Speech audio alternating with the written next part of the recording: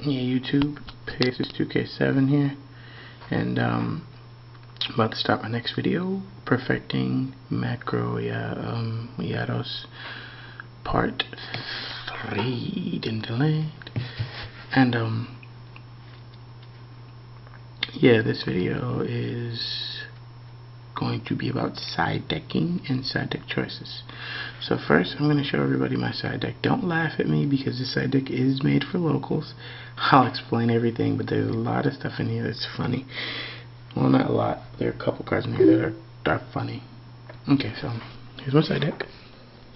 Right now, my current side deck is 2 Consecrated Lights, 2 King Tiger Wangu, 2 Zoma, 2 Smashing Ground, 2 Sidra, 1 My Body is a Shield, 1 Quackmere Ninja, 2 Nobleman Crossouts, and a Mask of Restrict.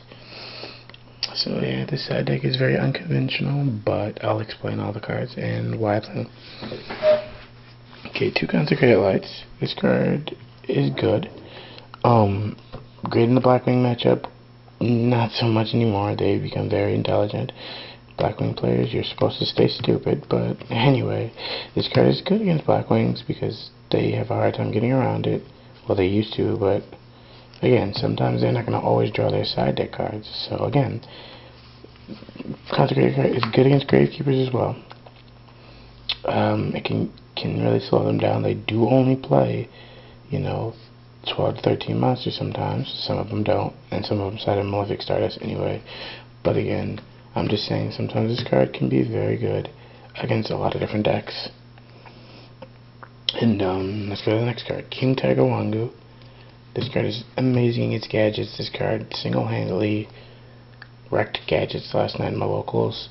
It's good against quick draw, and it's good against just overall debris plants as well. It just keeps a lot of their combos in check until they get around him. And it's great against Final Countdown, just saying. Zone of the Spirit, Kevin's Tech. It does damage. You can scout with it, and late game they have to play around this card because they will lose if they don't. And it's another monster. The monster counts in both builds that I played are low. So Zoma has a very important point besides just doing damage. He's an 18 beater that a lot of their cards don't work on.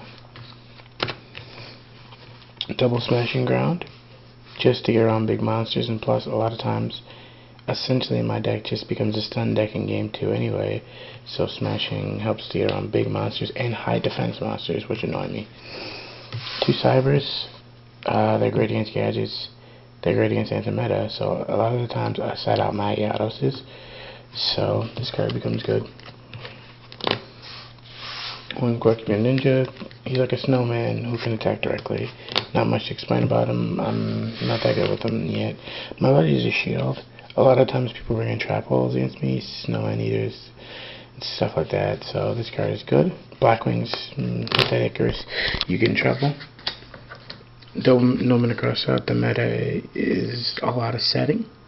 You don't set so much, so this card really doesn't do much against you. So yeah, this card is great. And the last card, Mask of Restrict. This is only in here for my locals, because a lot of people play Gen X Monarch, so it's pretty good against them. So just a quick run through of which cards in your side deck that I have a lot of versatile cards in my side deck, so a lot of cards in my deck can come out a lot. Like this, there are a few cards that in almost every game I can side out, like Eatos. She's good, but in game 2 they will be bringing in their support for you. So a lot of the times she's no good because you can't open with her. So I side out this card a lot too because this card is made for certain matchups and certain matchups alone. Fossilon, and he's very weak. So if you're not playing a deck that swarms you, or if you know they're going to bring in support that's slow, he can come out a lot too. And Martian Jar, I play against a lot of decks that are slow, just as slow as me, and I don't want to give them fresh hands. So a lot of times those 3 cards come out almost every game, and I play multiples of both of these, so that opens up a lot of space. Oh yeah, and this comes out a lot too, 7 Tools of the Bandit. Those cards come out almost every game because of the matchup problems, and so usually I can just side 7 or 8 cards and go into almost a completely different deck. So keep that in mind sometimes of what you can side directly. Some cards you can side out and side in every game, which will make certain matchups, you'll become very familiar with certain matchups and very familiar with what you have to side in and side out. For example, against Black Wings, a lot of the time, depending on who the player is, I usually side in my body, Zank, double Cyber, double Smashing, double Zoma, and single Consecrated.